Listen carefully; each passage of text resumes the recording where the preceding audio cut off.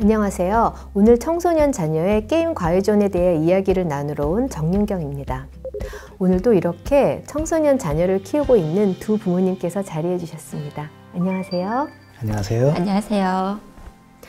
자녀가 게임을 너무 많이 한다고 걱정하시는 부모님들이 많으실 텐데요. 혹시 자녀의 스마트폰 게임을 통제해 보신 적이 있으신가요? 있으신다면 어떤 방법으로 통제를 해보셨을까요? 스마트폰을 강제로 압수도 해보고 제발 게임하지 말라고 호소도 해본 적이 있었는데요. 효과는 글쎄 오히려 아이와 사이만 나빠졌던 기억이 있습니다. 맞습니다. 자녀들에게 스마트폰을 일방적으로 통제하면 오히려 역효과가 나기 쉬운데요. 제가 부모님들께 질문을 하나 더 드려보겠습니다. 자녀가 혹시 어떤 게임을 하는지 아시나요? 그 게임 속 자녀가 좋아하는 캐릭터를 아시나요? 또 그 게임을 왜 좋아하는지는 알고 계시나요? 아니요. 아마 대부분 모르고 계실 거예요. 여기서 알 수 있는 것은 보호자가 게임을 부정적으로 느끼고 무작정 제지하면서 생기는 감정 대립은 자녀와의 관계를 악화시키며 오히려 게임 과의존의 원인이 되기도 한다는 것입니다. 사실 부모가 게임에 대해 부정적으로 생각하는 건 게임을 직접 사용해 본 경험이 없기 때문입니다. 생각해보니 그렇네요. 제가 사용해보지 않았으니 무엇이 좋고 나쁜지를 아이에게 설명하고 알려주지를 못하는 거네요. 그렇죠. 아이가 무슨 게임을 하는지, 어떤 게임을 좋아하는지, 대화를 나누고 게임을 하면서 느끼는 감정에 대해 귀 기울여보는 과정이 필요합니다. 의외로 게임을 하면 스트레스 해소, 성취감, 또 사회적 유대 등 긍정적인 측면도 있는 것이 사실입니다. 아니 게임 안에 그런 측면도 들어있었다니요. 새롭게 알게 된 사실이에요. 따라서 무작정 게임을 그만두게 하기보다는 부모가 먼저 게임 문화를 공부하는 과정이 선행되어야 하고 그 다음에 아이에게 게임을 진지하게 제대로 즐기는 방법을 알려주셔야 합니다. 게임 문화 오늘부터 공부하겠습니다. 그렇다면 우리 아이들이 즐겨하는 게임 안에는 어떤 요소들이 숨어 있는지 게임 문화를 먼저 공부해 볼까요? 혹시 자녀가 게임하는 걸 보면서 게임 속에 눈에 띄는 지점들이 있으셨나요? 본인 캐릭터의 레벨을 성적만큼이나 더 중요하게 생각하더라고요. 성적을 게임 레벨만큼 신경 쓰면 얼마나 좋을까요? 그리고 캐릭터도 열심히 꾸미고 또 혼자 게임을 하는 게 아니라 여럿이 팀을 이루어서 게임을 하더라고요. 그래서 그런지 게임을 못하게 하면 다른 친구들이 기다린다거나 본인 때문에 문제가 생긴다며 성을 내더라고요. 맞습니다. 게임 안에 단순히 게임 승부만 있다고 생각하면 큰 오산입니다. 아이들에게 게임 속 캐릭터는 곧 나의 위치나 역할을 대변해 주기도 합니다. 청소년기 자녀들에게 게임 세상은 또 다른 나의 확장이죠. 그냥 단순히 게임을 하는 것이 아니라 그 안에는 나의 자리나 역할이 있고 게임으로 나의 존재감을 나타내고 싶기도 하고 게임 레벨을 올려서 친구들의 관심이나 인정을 받고 싶은 그런 마음들이 들어있는 거네요. 네, 잘 이해하셨네요. 게임 안의 주요 요소들을 몇 개 살펴보자면 가장 중요한 건 친구가 있습니다. 아이들은 친구들과 함께 게임을 하면서 한 팀이라는 소속감을 느낍니다. 친구들이 다 게임 이야기를 하는데 본인만 이야기에 낄 수가 없다면 아마 소외감을 느낄 수 있겠죠. 그 정도로 게임과 청소년들의 친구 관계는 밀접하게 연결되어 있습니다.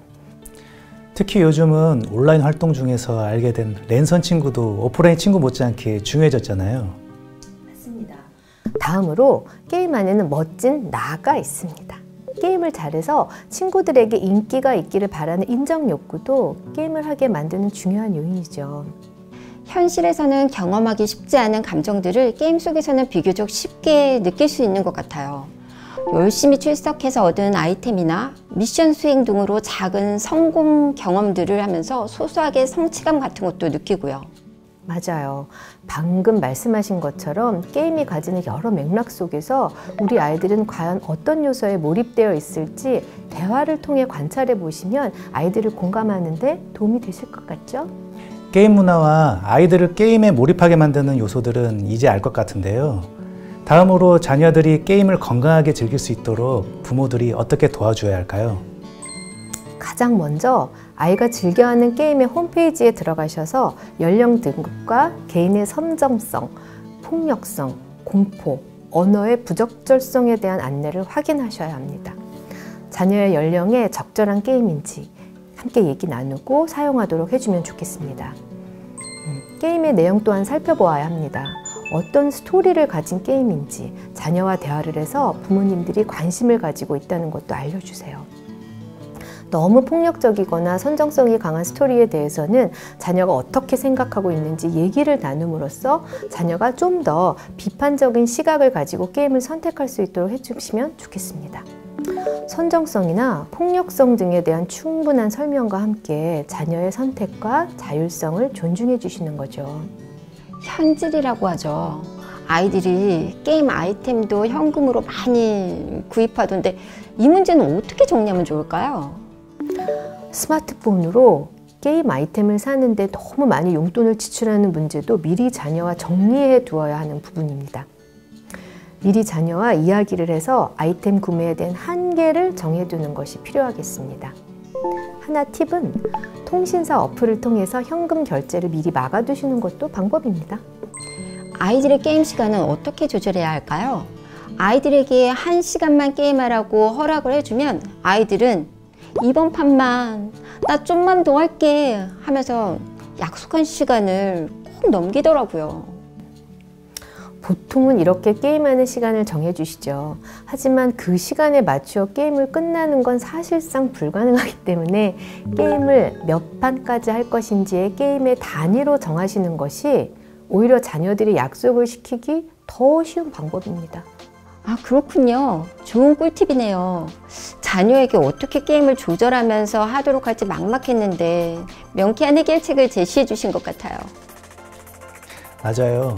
저도 막히했던 게 뻥 뚫리는 기분이에요. 그 중에서도 역시 가장 중요한 건 부모들이 지속적으로 자녀들이 좋아하는 게임에 대해 관심을 가지고 자녀들과 대화하는 것이 건강한 게임 사용의 시작이라고 할 수 있겠네요. 네, 오늘 이렇게 부모님들과 함께 청소년 자녀가 하는 게임의 문화와 과의전 요소들에 대해 살펴보고 자녀의 건강한 게임 활동을 위한 교육법에 대한 이야기를 나누어 보았는데요. 오늘 소감이 어떠신가요? 앞으로 자녀가 하는 게임을 그저 심심풀이라고만 여기지 말아야 할 것 같습니다. 게임이 자녀에게 어떤 의미인지 오늘 집에 가서 바로 자녀와 대화를 나눠봐야겠어요. 저도 자녀가 변화할 수 있도록 공감과 이해를 바탕으로 옆에서 많이 도와주고 충분히 기다려주는 부모가 되어야겠습니다.